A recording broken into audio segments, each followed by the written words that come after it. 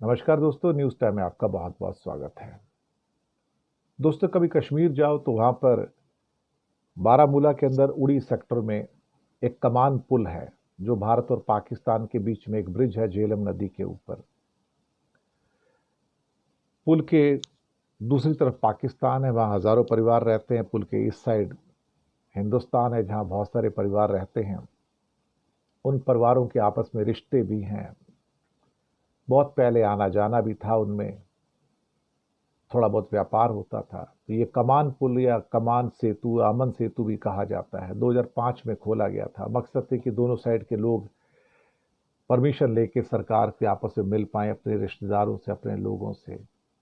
लोग तो वही हैं जो उधर हैं, वो भी कश्मीरी हैं, जो इधर हैं वो भी कश्मीरी हैं। 150 मीटर दूर होने से दूरियां कभी कभी इतनी ज़्यादा हो जाती कि वहाँ से यहाँ आने में ज़िंदगी गुजर जाती है। लेकिन एक ऐसा हादसा हुआ जिसके लिए इंडिया की और पाकिस्तान की आर्मी एक साथ आई और एक ह्यूमैनिटी के तौर पर, मानवता के तौर पर कुछ ऐसा किया जो अच्छा लगा। हालांकि स्टोरी दर्दनाक है, लेकिन उसके अंदर भी थोड़ी खुशी है कि कम से कम इंडियन और पाकिस्तान की आर्मी साथ में आके ह्यूमैनिटी के लिए काम तो कर सकते हैं। हिंदुस्तान में दो लड़के लड़की नौजवान, एक 22 साल के यासीर हुसैन शाह और 21 साल की आयशा बानो, ये झेलम के तट पे गए और फिर पता नहीं क्या हुआ, लेकिन जो भी हादसा हुआ, उन दोनों की वहां डूब के मृत्यु हो गई। और ये शव बहने शुरू हुए, और ये बात थोड़ी सी पुरानी भी थी, 5 मार्च की थी। तो नदी में डूबकर दोनों लापता हो गए और उसके बाद इनके शव मिल नहीं पाए। आर्मी ने बहुत खोज की, नहीं मिला। लेकिन बाद में शायद एक शव को हमारी आर्म फोर्सेस ने देखा भी और बड़ी मुश्किल परिस्थिति में उसको निकालने की कोशिश की। लेकिन जब तक निकाल पाते तब तक झेलम नदी में बहुत तेज बहाव था, उसमें शव बहकर दूसरी साइड पाकिस्तान की साइड में चला गया वो, क्योंकि झेलम इंडिया से बह के पाकिस्तान में जाती है। तो पाकिस्तान की साइड में चला गया, अब वहां तो जा नहीं सकते। तो फिर पाकिस्तान की आर्मी से इंडियन आर्मी ने संपर्क किया, जो कमान पुल के दोनों साइड में, एक साइड पाकिस्तान की आर्मी, एक साइड इंडियन। तो संपर्क तो रहता ही ना, दोनों का आपस में बातचीत तो होती है ना अल्टीमेटली, कि ऐसे ऐसे दो डेड बॉडीज हैं नौजवानों की, तो हादसा हुआ है कुछ, तो अगर आपको डेड बॉडीज मिले तो हमें वापस कर दीजिएगा। तो उन्होंने भी वहां पर काफ़ी खोजबीन की और 19 मार्च को आयशा बानो का जो शव था वो पीओके के अंदर चिनारी सेक्टर में मिल गया, और 21 मार्च को यासीर की डेड बॉडी भी चिनारी सेक्टर के पास चकोठी एरिया है वहां पर मिली एक्चुअली। फिर उसके बाद पाकिस्तान की सेना ने भी संपर्क किया कि हाँ, हमको डेड बॉडीज मिली हैं, उनको परिवारों को फिर वापस पहुंचाने का वहाँ फैसला किया गया। और फिर 22 मार्च को पाकिस्तान की आर्मी ने कमान पुल के ऊपर इन दोनों डेड बॉडीज को इंडियन आर्मी को सौंप दिया।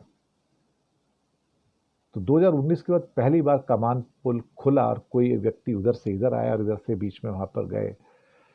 ह्यूमैनिटी के लिए मुझे लगता है कि एक अच्छा जेस्चर था कि इंडिया और पाकिस्तान की आर्मी ने मिल के कम से कम वो डेड बॉडीज को हैंड ओवर भी किया, रिसीव किया। और अपने आप में एक मिसाल भी पेश करते कि इंसानियत तो जिंदा है तो इंसान ही ना अल्टीमेटली हम भी। वो कहते हैं ना, हमारे लिए सरहदें हैं, पासपोर्ट है, वीज़ा है, परमिशंस हैं। हवाओं के लिए, पानी के लिए, पंछियों के लिए ना कोई सरहद है, ना कोई पासपोर्ट है, ना कोई वीज़ा है। जब चाहे यहाँ से वहाँ चले जाएं, वहाँ से यहाँ आ जाएं। काश हम भी ऐसे होते। अब इन दोनों के बीच में क्या हुआ, जैसे मौत हुई, एक ये अलग मुद्दा है, हम उस पर बातचीत नहीं करना चाहते कि क्या हुआ, कैसे हुआ। हालांकि कई लोग कहते हैं कि प्रेम प्रसंग का मामला है, लेकिन वो मुझे लगता है कि वो इशू नहीं है यहाँ पर, वो मुद्दा नहीं है। मुद्दा ये है कि कमान पुल को जो बंद कर दिया गया था, एटलीस्ट एक अच्छे पर्पस के लिए खोला गया।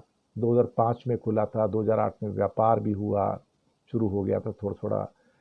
जो रिश्तेदार हैं इधर के उधर के, वो आते थे, मिलते थे आर्मी की परमिशन से वहाँ पर।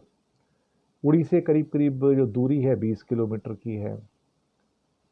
अब भी उधर इधर हज़ारों परिवार ऐसे हैं जिनके आपस में रिश्ते हैं, लेकिन अब शायद मिल नहीं पाते, दूरियां इतनी हैं। कहने को तो कमान पुल कुछ मीटर का ही है, बीच में एक झेलम नदी ही तो है, और तो कुछ है नहीं।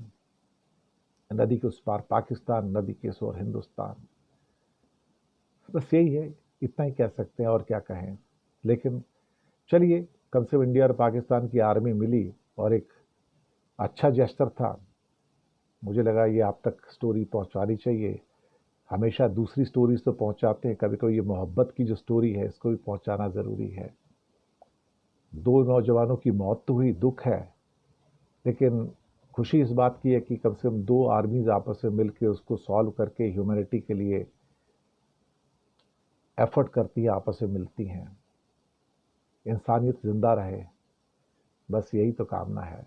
मोहब्बत भी जिंदा रहे, यही कामना है। शुक्रिया।